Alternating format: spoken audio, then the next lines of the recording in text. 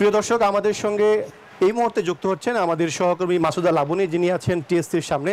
লাবণী, ইতিমধ্যেই তো ভোটের প্রায় 6 ঘন্টা অতিবাহিত হয়েছে। আপনি যেমনটা আগের সংবাদে বলেছেন যে কিছুটা পাল্টাপাল্টি অভিযোগ আছে, এখন পরিস্থিতি কেমন এবং আইনশৃঙ্খলা পরিস্থিতি কেমন রয়েছে? আমি এখন ঠিক আছি এই রোকেয়া হলের সামনে, রোকেয়া হলের যে কেন্দ্র টিএসসি সেখানে, এবং এখনও কিন্তু শিক্ষার্থী কিছু কিছু আসছেন এবং এই কেন্দ্র নিয়ে কিন্তু কিছুক্ষণ আগে অস্থিরতা ছিল, এবং এই অস্থিরতার কথা যদি বলি, সেই সকাল থেকে অভিযোগ পাল্টা অভিযোগ ছিল, এবং সেই অভিযোগটি শুরু হয় আচরণবিধি লঙ্ঘন দিয়ে, পরবর্তীতে তা ভোট কারচুপি পর্যন্ত যায়। এবং কিছুক্ষণ আগে এখানে কিছুটা উত্তেজনক পরিস্থিতি ছিল। পক্টুর এসেছিলেন, ছাত্র দলের প্যানেলের যারা আছেন জিএস প্রার্থী, এর আগে ভিপি প্রার্থী এসেছিলেন, এবং একাধিকবার অর্থাৎ বৈষম্যবিরোধী ছাত্র আন্দোলনের ব্যানারে এবং শিবিরের ব্যানার থেকে, ছাত্র দলের ব্যানার থেকে সবাই আলাদা আলাদাভাবে ব্রিফিং করেছেন। এবং যে অভিযোগ, গুরুতর অভিযোগ সেটি হলো শিবিরের বিরুদ্ধে। শিবিরের দুজন প্রার্থীর নামের পাশে টিক চিহ্ন পাওয়া গেছে, এবং এটি সকাল 10টার দিকের ঘটনা। পরবর্তীতে এই ঘটনাটি আসলে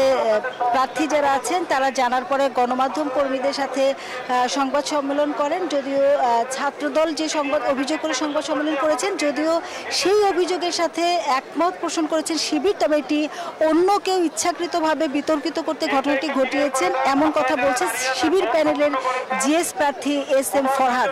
অর্থাৎ গণমাধ্যম কর্মীদেরকে তিনি যেটি ব্রিফ করেছেন যে ঘটনাটি ঠিক আছে, তবে এটি কে ঘটিয়েছে সেই বিষয়ে সুষ্ঠু তদন্তের এবং এটির জন্য যথাযথ যে ব্যবস্থা, সেই ব্যবস্থাটি নেওয়ার দাবি জানিয়েছে। পরবর্তীতে আমরা এখানে রিটার্নিং কর্মকর্তা যিনি আছেন তার সাথে কথা বলেছিলাম, এবং এই বিষয়টি সবশেষ কি অবস্থায় আছে জানি না, তবে তারা আমাদের গণমাধ্যম কর্মীদেরকে আর কিছু বলেননি, এবং যে সিসি ক্যামেরার পর্যালোচনার কাজ সেটি চলছিল, এবং এখন পর্যন্ত এই টিএসসি কেন্দ্রে 50% ভোট পড়েছে, অর্থাৎ 50% ভোট পড়েছে, এবং এখনও কিছু কিছু শিক্ষার্থী আসছে, তবে সকালের মতো যে অনেক বেশি শিক্ষার্থী সেইটি কিন্তু আর নাই। এখন যেহেতু আরও বেশ সময় আছে এবং 4টা পর্যন্ত ভোট গ্রহণ চলবে, সেক্ষেত্রে কিছু কিছু শিক্ষার্থী আসছে, তবে সেই লাইনটি কিন্তু আগের মতো আর দীর্ঘ নাই। তো এই ছিল আমার কাছে সবশেষ তথ্য। ধন্যবাদ মাসুদা লাবণী, আপনার সঙ্গে আমরা আবার পরবর্তীতে যুক্ত হব। আমাদের আরেকজন সহকর্মী জুবায়ের সানি রয়েছেন শারীরিক শিক্ষা কেন্দ্রে। সেখানে আমরা এর আগে যেমনটা শুনতে পেরেছি, জুবায়ের সানি বলেছে যে ভোটের পরিবেশ তার কেন্দ্রে যথেষ্ট ভালো ছিল। জুবায়ের সানি, এখন আপনার কেন্দ্রের পরিবেশ কেমন রয়েছে এবং কোনো ধরনের অনাকাঙ্ক্ষিত পরিস্থিতি আছে কিনা? বলেছেন সাইফুল, এর আগেও যে তথ্যটি দিয়েছিলাম যে এই কেন্দ্রে, বিশেষ করে শারীরিক শিক্ষা কেন্দ্রে, এখানে কোনো ধরনের অপ্রীতিকর ঘটনার এখন পর্যন্ত তথ্য পাওয়া যায়নি। এখনও কিন্তু খুবই শান্তিপূর্ণ পরিবেশ।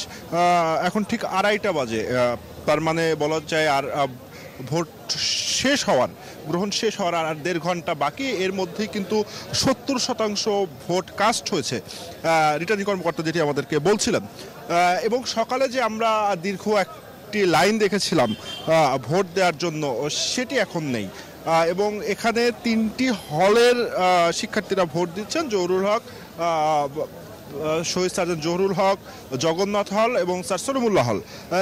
এই 3টি হলে প্রায় 4700 ভোটার।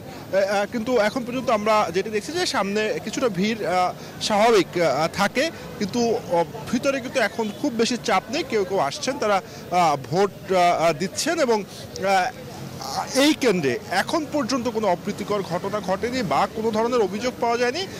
যে অভিযোগটি কিছুটা এসেছিল যে কেন্দ্রের 100 গজের ভিতরে কোনো ধরনের প্রচারণা চালানো যাবে না, সেই জায়গাটিতে 2-1বার হয়তো বা ব্যত্যয় ঘটেছে, কিন্তু পরবর্তীতে প্রশাসন এবং বিশ্ববিদ্যালয় কর্তৃপক্ষ, রিটার্নিং কর্মকর্তা যারা রয়েছে, তারা সেই বিষয়টি সামলে নিয়েছেন। এখন যদি বলি যে আর মাত্র 1.5 ঘন্টার মতো সময় বাকি রয়েছে, এর মধ্যে যদি আর 5 থেকে 10% ভোটও পড়ে, সেক্ষেত্রে ভোটের সংখ্যা কিন্তু 80% এই কেন্দ্রে হয়ে যাবে। কারণ এই কেন্দ্রে কিন্তু আমি যেটি বলছিলাম যে জগন্নাথ হলেরই প্রায় 2200 ভোটার এখানে, এবং সেই সঙ্গে 1900 ভোটার রয়েছে জহুরুল হক হলে। তো সব মিলিয়ে বলা যায় যে এখানে ভোটের কাস্টিংও বেশ ভালো, এবং একই সঙ্গে যে আমি যেটি বলছিলাম যে ভোটার উপস্থিতি যেমন ভালো, তেমনি বেশ শান্তিপূর্ণভাবেই এখানে ভোট গ্রহণ সম্পন্ন হচ্ছে।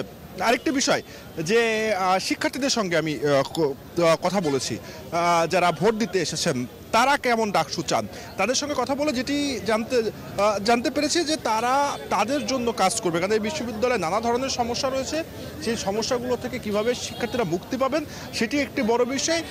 সেই মুক্তির বিষয়ে, সেই সমস্যাগুলো সমাধানের বিষয়ে যে প্রার্থী কাজ করবেন তাকেই তারা ভোট দেবেন, এমনটি কিন্তু তারা বলছিলেন। তো সাইফুল, এই ছিল আমার কাছে সর্বশেষ তথ্য।